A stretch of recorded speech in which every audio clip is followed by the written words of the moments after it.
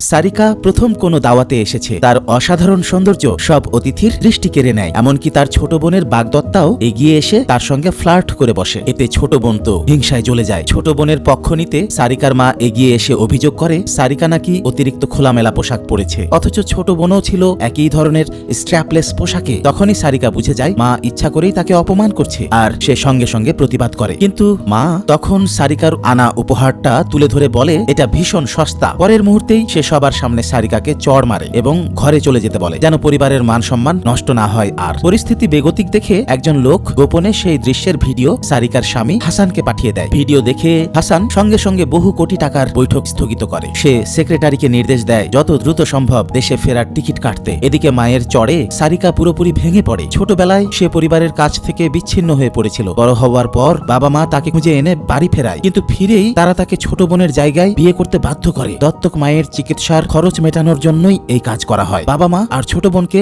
একসঙ্গে সুখে থাকতে দেখলেই সারিকার বুক ভারী হয়ে উঠত। তবে হাসান তাকে সব সময় আগলে রেখেছিল, নীরবে তার কাঁধে কোট চাপিয়ে দিত, বোঝাতো সে একা নয়। ভোজ সভায় সারিকা মাকে স্পষ্ট বলে দেয়, তুমি যদি আমাকে এতটাই ঘৃণা করো তাহলে আজ থেকেই আমাদের মা মেয়ের সম্পর্ক শেষ। অতিথিরাও তার সিদ্ধান্তে সমর্থন জানায়। চারপাশের কথা শুনে মা তড়িঘড়ি ক্ষমা চায়, কিন্তু সারিকা ক্ষমা করে না। সে মায়ের ছুঁড়ে ফেলা উপহারটি তুলে জানায় এই নেকলেস তার স্বামীর দেওয়া। কথাটা শুনে মা আতঙ্কিত হয়ে পড়ে, কারণ হাসান এলাকার সবচেয়ে প্রভাবশালী ধনী ব্যক্তি। সারিকা আর কথা না বাড়িয়ে সেখান থেকে চলে যায়। বাড়ি ফিরে সে বান্ধবীকে ভোজ সভার সব ঘটনা বলছিল। ঠিক তখনই দরজা খোলার শব্দ হয়। আরে এই যে হাসান, বিদেশ থেকে সারিকার জন্যই সে তড়িঘড়ি করে ফিরে এসেছে। হাসান তার ফোলা মুখ দেখে কারণ জিজ্ঞেস করলে সারিকা মিথ্যে বলে তার আক্কেল দাঁত তোলা হয়েছে। হাসান কিছু না বলে তাকে পোশাক বদলাতে বলে, সে তাকে কোথাও নিয়ে যাবে। অপ্রত্যাশিতভাবে হাসান তাকে নিয়ে যায় তার মায়ের বাড়িতে। ধনী জামাইকে দেখে মা খুশিতে আত্মহারা হয়ে যায়, কিন্তু হাসান ঠান্ডা গলায় বলে আপনি আমার স্ত্রীকে চড় মেরেছেন কেন, ব্যাখ্যা দিন। মা হাসি টেনে বলে সে নাকি অবাধ্য মেয়েকে শাসন করেছে। হাসান সেই অজুহাত মানে না। সে দাবি করে সারিকার মা যেন সংবাদ সম্মেলন ডেকে সবার সামনে ক্ষমা চান। ছোট বোন সঙ্গে সঙ্গে আপত্তি তোলে, এতে নাকি মায়ের অপমান হবে। হাসান পাল্টে বলে সবার সামনে আমার স্ত্রীকে চড় মারা কি